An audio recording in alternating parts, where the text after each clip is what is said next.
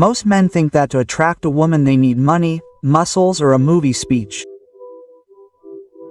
But let me tell you something. 90% of the time what really catches her attention is not what you say, but how you behave when you think no one is looking. And yes, although it sounds cliché, gestures speak louder than any phrase rehearsed in front of the mirror. Female attention is not won with empty promises or phrases copied from social networks. Awaken with presence, calm, and attitude. Marcus Aurelius said it without talking about dates or conquests. The soul is colored by the color of your thoughts. If you think like an insecure man, you act like one. But if you think like someone who already has value, others simply perceive it. So forget about cheap tricks and internet alpha theories. Today you are going to discover the 7 gestures that will make any woman interested in you without you uttering a single word. Before we begin, if this video has been of value to you, I invite you to subscribe and turn on notifications. Remember, knowledge is only useful if it is applied, and what is not practiced will rust. That said, take a breath, adjust your posture, and get ready, because what comes next could change the way you are perceived forever. Let's get started. First, the controlled gaze. Most men believe that looking directly at a woman is a kind of visual combat, in which the one who blinks first loses. Wrong. The gaze is not a competition, it is a silent conversation. A woman notices when you look at her anxiously, just as she notices when you look at her calmly. The difference is that one makes her uncomfortable and the other intrigues her. Controlling your gaze does not mean avoiding it, it is using it with intention. Because let's be honest, those eyes that seem to be seeking approval can be read from miles away, and nothing turns off interest faster than insecurity disguised as intensity. Epictetus said, "No man is free unless he is his own master." That phrase applies perfectly here. Being in control of your gaze is being in control of your energy. Don't waste your time chasing faces like an emotional radar. When your attention isn't frantic, your presence becomes magnetic. And the funny thing is, when you stop looking for something, you start to be the one who commands attention. A controlled gaze doesn't mean cold or distant, it means confident, serene, as if you know something that others don't yet understand. You don't need to hold it for minutes or look away as if it's burning you. Simply maintain eye contact, just long enough to show interest, and then look away naturally. That slight pause creates curiosity. It's the visual silence that speaks volumes. Try it. When you talk to a woman, look into her eyes as if you were listening to music, not as if you were trying to decipher a code. The intention is not to dominate, it's to connect, and if you can do it without anxiety, you'll notice something curious. She'll start holding your gaze longer, not because you're challenging her, but because you're making her feel comfortable. And in that moment, without saying a word, you'll have said it all. 2. Silence counts. Silence has a bad reputation.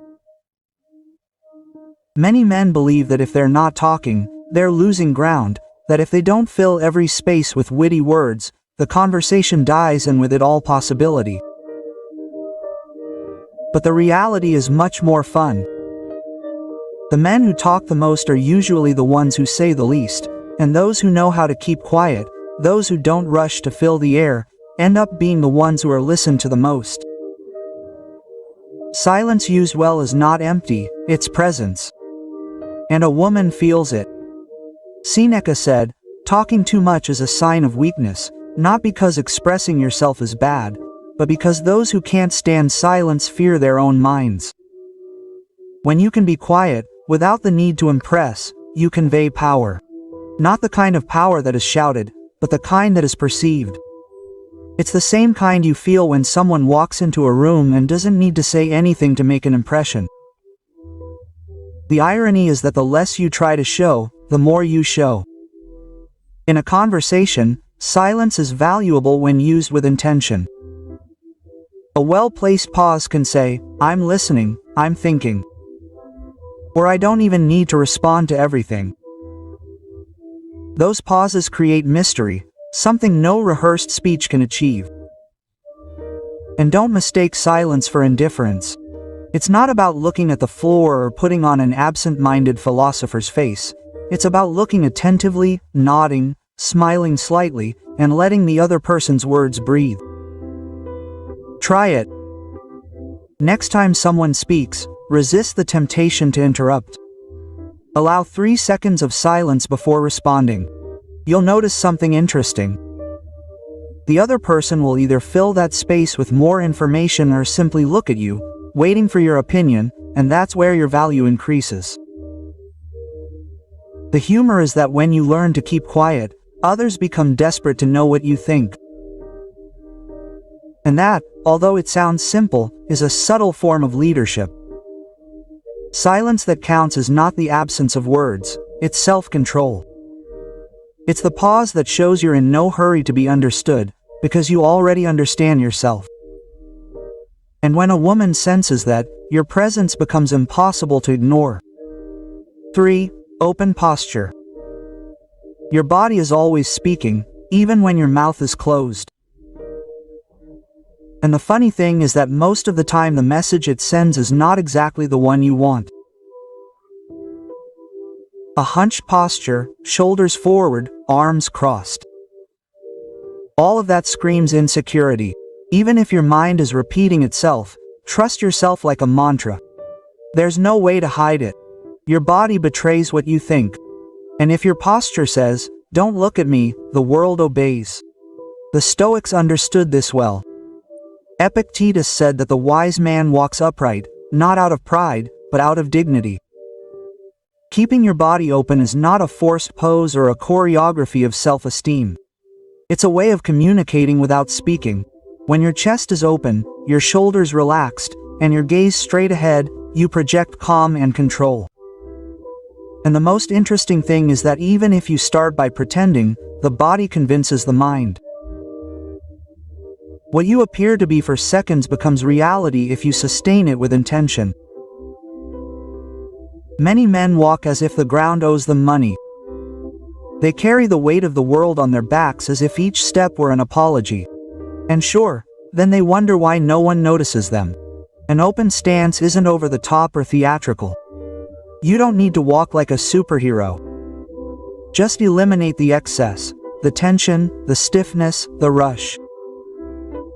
Walk slowly, take a deep breath, and you'll notice your energy shift. Walk into a room and simply occupy your space. Don't slump against the wall or hide your hands in your pockets. Let your movements breathe. The irony is that when you stop worrying about appearing confident, you start doing it. A woman can sense that naturalness instantly, not because you're posing, but because your body conveys balance. Open your chest, relax your shoulders, and keep your chin slightly up, not to appear superior, but to remind yourself that you're beneath no one. An open stance is your silent statement of self-worth. You don't need to say, "I'm confident." Just walk into any room and your body speaks for itself. 4. A genuine smile. Nothing turns a woman off more than a man who smiles genuinely. And I don't mean that tight, practiced smile in front of the mirror that looks like a toothpaste ad. I'm talking about the smile that appears effortlessly, the one that doesn't seek approval or try to impress. The one that comes when you're comfortable with yourself, not when you're trying to please. The ironic thing is that many men think smiling makes them seem less serious or less dominant, as if confidence had to be expressed with the face of a Greek statue. The truth is, there's nothing more attractive than someone who takes themselves seriously while still enjoying the moment. Marcus Aurelius said that the soul is colored by thoughts. If you live in defensive mode, your face reflects it. But when your mind is at peace, the smile appears on its own, without permission. And it shows. It's not a tool for conquest. It's a consequence of balance, a smile. Authenticity disarms, relaxes and connects because it shows something that few people manage to project, that you're fine where you are. Many believe that smiling is a weak gesture. On the contrary, it requires courage. Anyone can feign indifference. Only those who feel confident can show warmth without fear of appearing vulnerable. And here's the funny thing. When you smile, you're not a tool for conquest, but rather a result of balance. A smile. Authenticity disarms, relaxes and connects because it shows something that few people manage to project, that you're fine with where you are. Many believe that smiling is a weak gesture. On the contrary, it requires courage. Anyone can feign indifference. Only those who feel confident can show warmth without fear of appearing vulnerable. And here's the funny thing. When you smile, you're not a tool for conquest. She really does sense it. Micro-expressions don't lie.